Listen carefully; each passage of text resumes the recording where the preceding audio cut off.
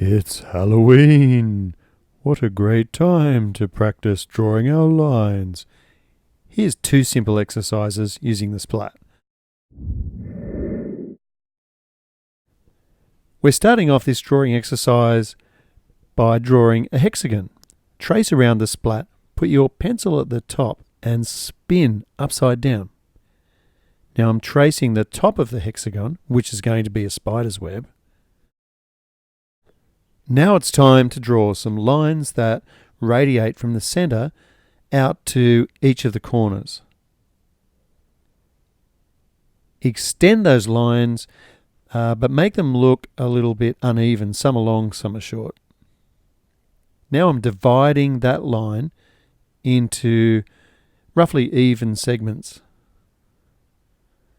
I'm copying that line, or the angle of that line, and I'm starting on each of my points. Just start really slowly at first. Hold your pencil the same way you would hold your pencil if you were writing. And run your hand on the page. So rather than do those scratchy kind of sketch lines, don't worry if they're wobbly at first. That's fine. Wobbly lines are happy lines. They become straighter with practice. Drawing up and down is much easier now. This is a really hard exercise for beginners because you're drawing your lines on all different angles. Here I'm going backwards and forwards and backwards and forwards. So if you get a spare minute, this really is a great exercise to train your hand to be able to draw some lines. Now I'm leaving the straight lines and I'm going to some curved lines to make a little bit more spider webby. Erase the center section and get ready for the spider. Small ellipse once, twice. Draw some eyes as big as you can fit in that spot. Carefully darken in around the outside of the eyes and the entire body. Some cute little eyes, and of course arachnids have 8 legs. Let's draw back in the web, and we are done.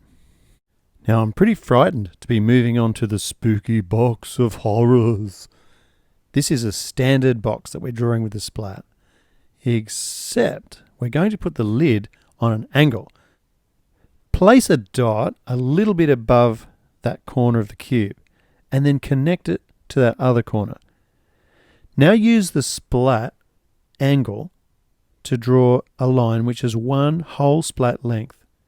Where it ends, you simply connect it to that other corner.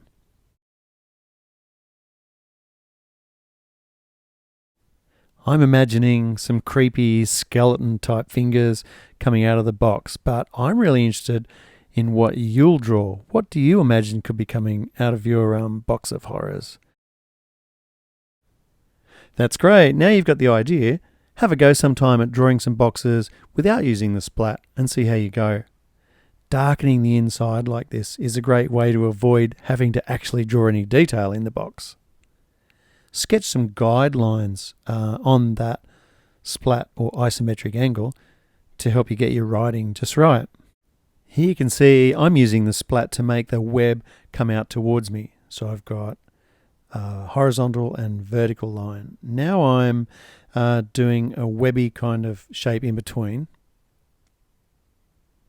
And a little bit of shadow underneath helps the box make it look like it's sitting on the floor instead of floating in the air. A few more webs wherever you like. Go crazy, web it out. Happy Halloween, everyone. I'm Glenn. Keep practicing these really fundamental skills, and I'll see you next week. Tell me what you thought of this tutorial. Leave a comment below, and also give me some ideas on what you'd like to see drawn. Thanks. Bye.